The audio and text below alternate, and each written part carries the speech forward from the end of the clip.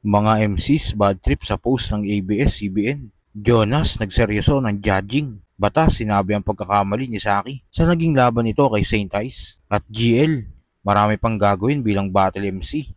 Alamin natin ang mga yan, so tara.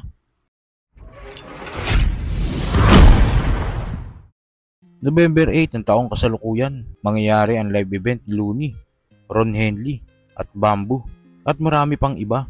Shinare nga ng ABS-CBN ang nasabing event at tila hindi nagustuhan ng mga battle MCs ang caption na nilagay ng ABS-CBN News. Sinabi kasi sa post na para bang hindi na active o mahina na ang flip top, kaya nga nagbigay ng reaksyon ng mga battle MCs sa nasabing post.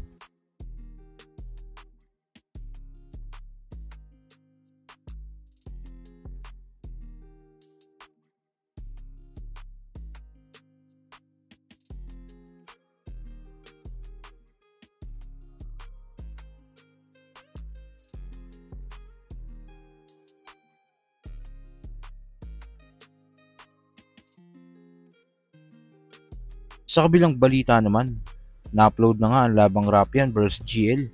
Grabe ang laban na ito. Malakas na Rapian ang lumaban sa gabi na ito. Pero iba talaga yung pen game ni GL. Talagang bawat laban, meron siyang bagong pinapakita. Balikan natin ng bagya ang nasabing laban.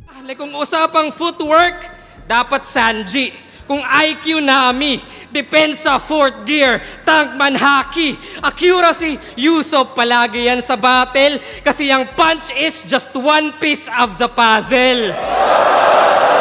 Gaya ng 4 lamang yung perata, pero safe naman yun. Huwag nyo nang hanapin yung Zoro, on the way pa lang yun.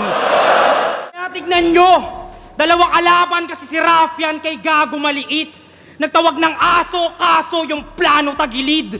Kahit wala na yung husky, ang masasabi nila'y rough pag bark ko na dinig. Dalawang kalaban ng lupit ni Gago magbida. Tama lang yan para may dahilan kapag tinalo na kita. Sa sobrang lakas nga ng laban, napaseryoso ng judging si Jonas. Dahil kilala naman natin si Jonas. Pag nag-judge, ginagawa niyang biro ang judging niya. Sa pakisama rin.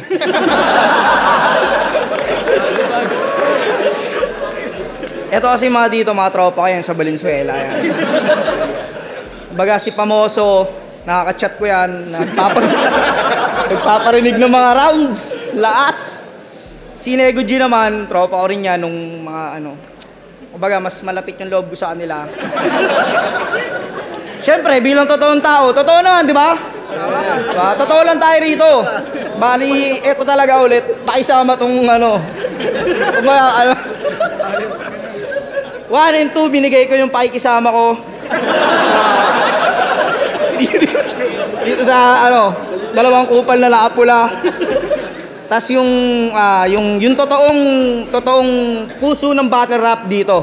Yung round 3. Bali, 1 and 2 pakisama, round 3. Tunay na rap.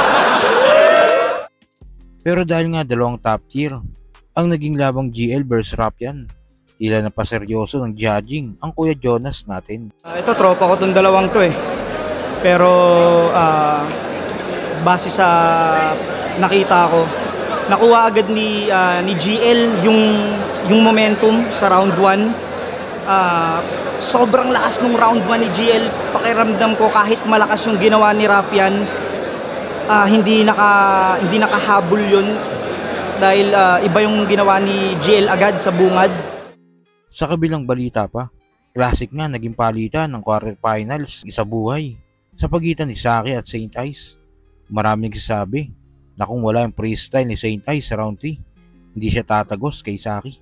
Para sa akin, agree ako dito dahil A-game na Saki ang nakalaban ni Saint Ice. Gusto talagang manalo. Pero sa review nga ni Batas, sa nasabing laban, nakita niya ang pagkakamali ni Saki kung bakit mas lalong naging effective yung freestyle sa round 3 ni Saint Ice. Gawin ko yung topic! Okay. Talagang na-setup ni Saki sarili niya para doon. Fuck. Mas nako-connect the dots ko na rin yung mga bagay-bagay kung bakit ganoon, kung bakit sinasabi nila na na-overpower ng rebuttal ni Saint Ice. yung material ni Zaki kasi putang ina kumbaga nagbabad si Zaki sa angle ng ganyan na freestyle. So ngayon biglang magiging palaisipan sa inyo na kapag masyado ring tailor-made sa kalaban na as in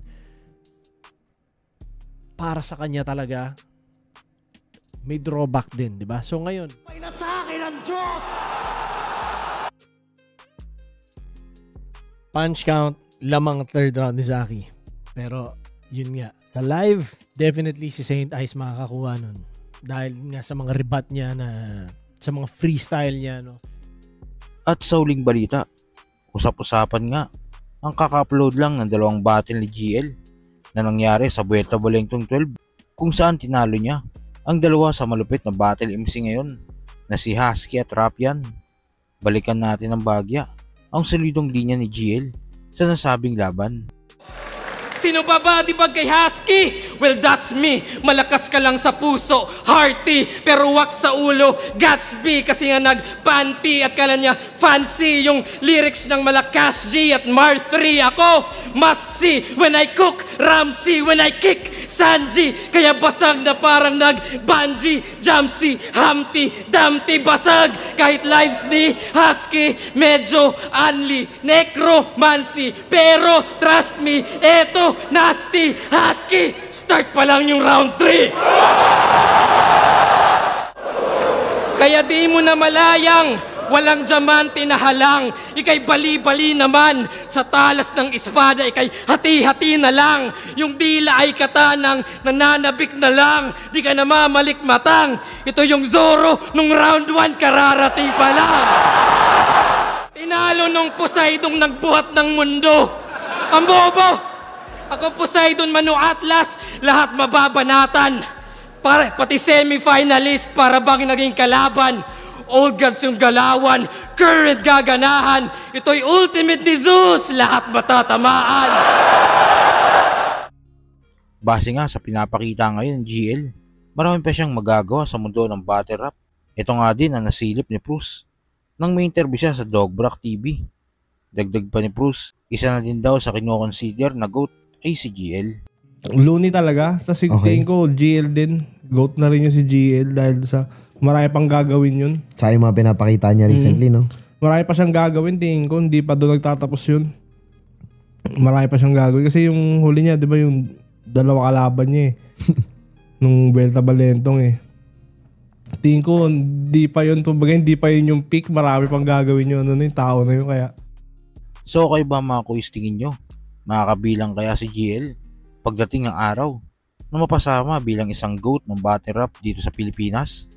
Kung ano man sa loobin mo, comment mo lang sa baba na mapag-usapan natin yan. So yun lang. God bless. Ako, 2 laban sang gabi, naka-built-in dedication, manalo o no, ito'y win-win situation.